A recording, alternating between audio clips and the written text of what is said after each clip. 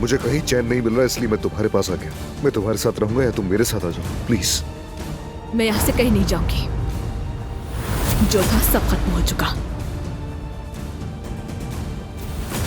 तुम मेरे बाबा जैसे नहीं हो ना, मेरा दिल मजीद ये सब बर्दाश्त नहीं कर सकता। चाहे कुछ भी हो जाए, हम हमेशा खुश रहेंगे। बस मेरा हाथ मजबूती से थाम लो। ज़मरुद के झूठ है ये सब। मैं उसे इसकी सजा दिलवाऊंगी जरूर। जिसे आप तलाश कर रही हैं वो मैं हूँ दादी। ये शिकायत मैंने दर्ज करवाई है। आपने इस खानदान को दुख पहुंचाया और मैं इसका हिसाब लेकर रहूंगा। जैसे आपने सालों पहले मेरी माँ को मार डाला था, क्या उसी तरह आपने ज़मरुद को भी मारने की कोशिश की? संभालो खुद को असमत, हिम्मत करो। तुमने इससे भी बदतर हालात देखे, इससे बड़े खतरात से बचकर निकली हो। और से सोचो सोचो सोचो।